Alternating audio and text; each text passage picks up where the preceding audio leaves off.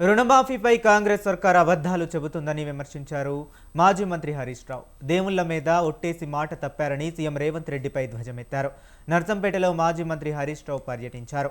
ఇటీవల ధ్వంసమైన మట్టికోట శివాలయాన్ని హరీష్ రావు పరిశీలించారు. ఆలయ కూల్చివేతలపై పురావస్తు శాఖ అధికారులు ఫిర్యాదు చేసిన కలెక్టర్ చర్యలు తీసుకోలేదని హరీష్ రావు మండిపడ్డారు. 800 ఏళ్ల చరిత్రను రేవంత్ రెడ్డి సర్కార్ కాల రాస్తుందని ఫైర్ అయ్యారు. గుప్త నిధులు, లంకె బిందెల కోసమే ఆలయాన్ని ధ్వంసం చేశారని ఆరోపించారు హరీష్ రావు. భగీరథ్ విషయంలో సిట్టు వేయడం అంటేనే కేసును నీరుగార్చడం. ఇలా సిట్టెందుకు? సీదా కంప్లైంట్ ఉంది కదా.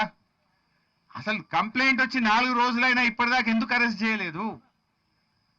డైరెక్ట్ గా ఇప్పుడు మా బీఆర్ఎస్ పార్టీ మా క్రిషాంకో లేకపోతే మా నల్లబాలో రీట్వీట్ చేస్తే రాత్రి 1 గంటగా చెతకపోయినావు కదా. 12 బజే రాత్రి ఇంటికి వచ్చి రీట్వీట్ చేస్తే వాళ్ళేమి రేప్ చేయలే, మర్డర్ చేయలే, డ్రగ్స్ తీసుకోలే.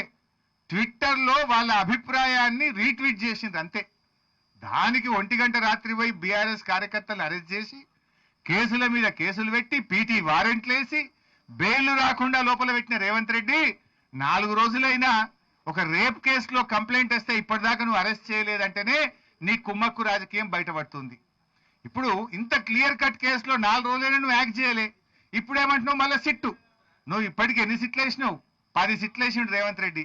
ఒక్క సిట్ అన్నా ఇప్పటికేమైనా రిపోర్ట్ ఇచ్చిందా? నీ 10 సిట్ల రిపోర్ట్లు బయట పెట్టు ఫస్ట్. ఇప్పటిదాకా 10 సిట్లు వేసినావు రేవంత్ రెడ్డి. ఏ సిట్ అన్నా తేల్చిందా? ఏ సిట్టు మీద చర్యలు జరిగినాయా?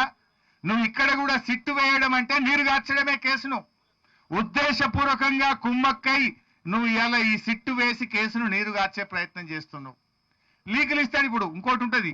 నా డౌట్ ఇవాళ ఏంటంటే పార్లమెంట్ ఎన్నికలు రాగానే అప్పుడు సిట్ వేసిండు కదా, ఏది టెలిఫోన్ ట్యాపింగ్ లీకులు వస్తాయి.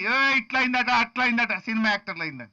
మళ్ళీ పార్లమెంట్ ఎలక్షన్ కాగానే తప్పు సినిమా యాక్టర్లు ఎవరిని ట్యాప్ కాలేదు అని మళ్ళీ ప్రభుత్వమే చెప్పింది. మళ్ళా మొన్న సర్పంచ్ ఎన్నికలు, మున్సిపాలిటీ ఎన్నికలు రాగానే మళ్ళీ సిట్టు లీకులన్నీ వచ్చినాయి. అలేవో మొన్న ఎలక్షన్లు అయిపోయినాయి, బంద్ అయింది.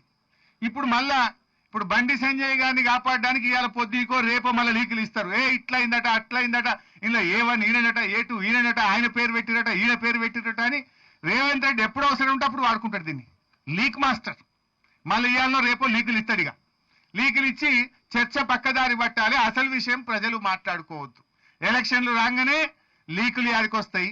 రేవంత్ రెడ్డి ప్రభుత్వం డిఫెన్స్ లో పడంగానే లీకులు గుర్తొస్తాయి. లేదు ఏదన్నా ఒక అంశాన్ని దారి తప్పియాలి, విషయాన్ని చర్చ పక్కదారి పట్టాలనగానే లీకులు. సినిమా ఏదో టీవీ సీరియల్ నడిపినట్టు 2.5 ఏళ్ళ ఏం తెలిసింది ఉన్నది.